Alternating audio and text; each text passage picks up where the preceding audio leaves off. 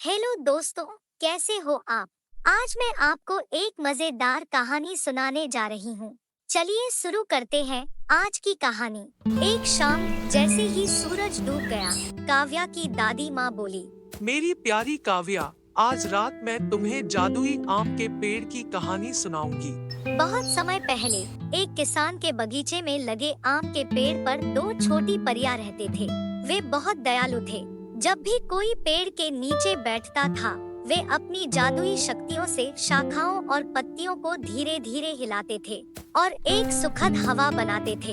हर महीने वे किसान को एक डिब्बा भर आम का फल देता था। गर्मी हो या सर्दी, किसान को उसका हिस्सा जरूर मिलता था। एक शर्त थी कि उसे उस विशाल बक्से में समा सकने वाली क्षमता से एक भी अधिक नहीं ले सकती थी। सब कुछ खुशी और अच्छा चल रहा था। एक दिन कुछ बदल गया। किसान की एक सुंदर छोटी बेटी थी, जिसका नाम एमी था। यह एमी का 15 साल की जन्मदिन था।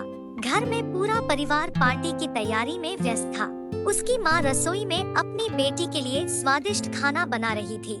उसने उस पेड़ के आम से सबके लिए स्वादिष्ट केक और आम के शेक बनाया था। उस पेड़ के परी के लिए भी शेक तैयार किए गए। एमी ने उस दिन पार्टी में आए अपने माता पिता और भाई बहनों के साथ खूब एंजॉय किया।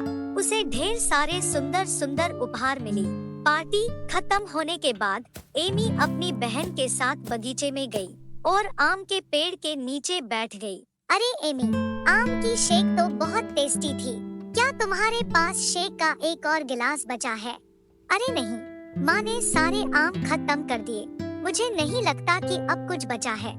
एमी ने देखा कि उसकी बहन बहुत निराश थी और उसकी चेहरे से मुस्कान गायब हो गई थी। यह उसको दिखा नहीं गया। तभी एमी की नजर पेड़ पर गई और सोची, अगर मैं पेड़ से एक आम तोड़ लूं तो क्या होगा? मैं सिर्फ एक आम तोड़ूंगी, उसे ज्यादा नहीं। अब एमी उठकर एक आम तोड़ लिया और खुशी से अपनी बहन के हाथ में रख दिया।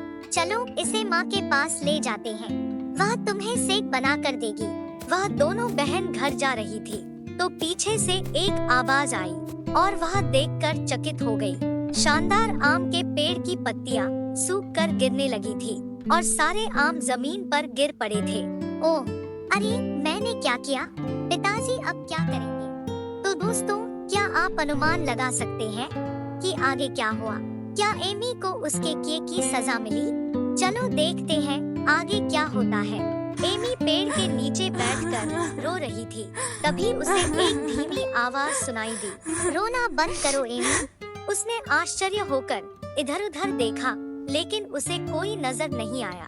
ऊपर देखो एमी। उसने ऊपर देखा कि पंखों वाली दो लड़की दिखी। उन्होंने सुंदर चमकदार गुलाबी गाउन पहने थे। तुम कौन हो? हम इस पेड़ का परिया है। हम इस पेड़ पर रहते हैं। यह हमारा घर है। आपने बिना अनुमति के हमारा फल तोड़ लिया। एमी ने अपनी गलतियां पर उनसे माफी मांगी। मुझे सचमुच दुख है। मैं अपनी बहन को खुश करना चाहता था। तो ठीक है छोटी बच्ची, यह एक अच्छा काम है। लेकिन एमी, तुमने जो किया वह गलत था। भले ही वह अच्छे के लिए किया है। तुम्हें नियमों का सम्मान करना और उनका पालन करना सीखना चाहिए। मुझे सचमुच खेद है। मैं वादा करती हूँ कि फिर मैं कभी चोरी नहीं करूँगी। मैं अपने माता पिता की आज्ञा मानूंगी और नियमों का पालन करूँगी। बिना अनुमति के आम लेने के बजाय आप हमसे मदद मांग सकते थे। वैसे भी हमने तुम्हें एक और मौका देने का फैसला किया है। अगर तुमने इस बगीचे में आम का और एक पेड़ बोया तो हम तुम्हें माफ कर देंगे और इस पेड़ को बचा लेंगे। लेकिन तुम्हें हर दिन वह पेड़ की देखभाल करने का वादा करना होगा। मैं वादा करती हूँ। अब एमी इस अवसर पर बहुत प्रसन्न थी। वह तुरंत घर के अंदर भागी और अपने पिता से आम का बीज लेकर आई। उसे बगीचे में लगा दिए। परियां खुश हुए और उसे माफ कर दिए। उन्होंने अपने हाथ लहराए और वह पेड़ जादुई रूप से फिर से हरा और ताजा हो गए। एमी ने परियों को धन्यवाद दिया और पेड़ की देखभाल करने का वादा किया। हाँ दोस्तों, आपको कैसी लगी हमारी ये कहानी? हमें कमेंट करके जरूर बताएं और अपने दोस्तों के साथ शेयर करें। अगर आपने हमारी चैनल सब्सक्राइब नहीं किए तो अभी जरूर सब्सक्राइब कर ले तो मिलती हूँ आपसे फिर एक नई कहानी के साथ। तब तक के लिए बाय बाय।